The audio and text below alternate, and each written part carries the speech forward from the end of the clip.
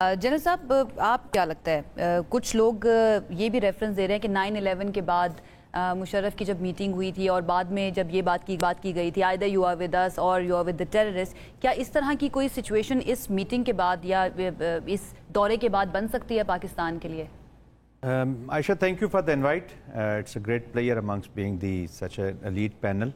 देखिए, 9/11 के बाद और आज के पाकिस्तान में बहुत फ़र्क है जी, गवर्नमेंट में भी बहुत फ़र्क है। और अमेरिका जो है वो 20 साल के एप्लीकेशन के बाद यहाँ से आलमोस्ट जंग हार के ही गया है, एक कैओटिक अफगानिस्तान छोड़ के गया। और प्रेसिडेंट, ये मैं नहीं कह रहा, प्रेसिडेंट ट्रंप खुद कह रहे हैं कि वी हैव शेमफुल विड्रॉल का नाम दिया था उन्होंने। वो कि पॉलिटिक्स कर रहे थे बट एक बड़ी स्टेट का शेमफुल विड्रॉल यहाँ से होके जाना, तो उससे ये चीज़ समझ आती है कि जब आप कोरिजन और इंटिमिडेशन करते हैं तो ज़रूरी नहीं कि वॉर भी आप जीत जाएं, चाहे आपके पास जितने भी पार्टनर्स हो। आज का पाकिस्तान चेंज पाकिस्तान है।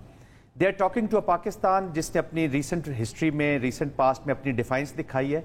They are talking to a Pakistan जिसने रिसेंट हिस्ट्री में, पास्ट में अपना डिफेंस, अपनी पोटेंशियल और सबसे बड़ा unbounded resolve of a nation. President Trump के आप इलेक्शन के दिनों में से लेके प्रेसिडेंसी तक और इस हमारे कॉन्फ्लिक्ट से पहले तक देखे, Pakistan is totally missing from the story जी। पाकिस्तान कहीं फिगर आउट नहीं, किसी कॉन्टेक्स्ट में, चाहे ईरान का कॉन्टेक्स्ट हो चाहे अफगानिस्तान का।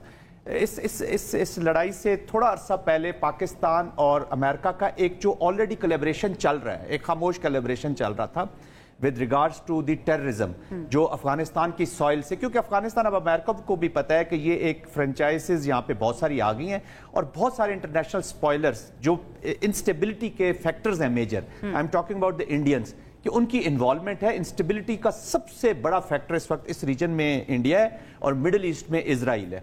तो उसको वो यहाँ पे आ गया है और वो बजाय अपने मेरे कंपिटिटर को चेक करने के अपने अजाइम पूरे कर रहा है। That's why they are annoyed. फिर पाकिस्तान का जो अभी आर्मी चीफ का वहां पे जाना, actually is representing Pakistan, he is talking to Pakistan, he is talking to the military commander who has recently won a war, और उसने अपने परफॉर्मिंग कमांडर के साथ वो बात कर रहा है, क्योंकि वो कह रहा है कि there is a force which is to be reckoned with, इसको इग्नोर नहीं किया जा सकता। उसने उसका जो वॉच डॉग था, जब उसको भी नहलाया शलाया तो शान गिर रहे हैं और एक स्ट्रे डॉग के तौर पर निकला है, तो वो भी थोड़ा सा डिस्टर्ब है। फिर अभी मोदी जो दौरा करके आए हैं अभी G7 से, और उनके जो टेलीफोनिक कन्वर्सेशन, और उसके बाद मिश्री की ये इमीडिएटली ये स्टेटमेंट जो आज उन्होंने जारी की है, जिसमें वो कह रही है हमें आपकी नहीं चाहिए, तो ये तो पहले भी सालिसी पहले भी कह सकते, इसका मतलब है वो कोई बातचीत अच्छी नहीं हुई है। एक और बात प्रेसिडेंट ट्रंप कि ऑपरेशन सिंदूर अभी भी जारी है, तो इंशाल्लाह वो ऑपरेशन सिंदूर करते जाएंगे। हमें बड़ा बोलना चाहिए, we are not hubristic, but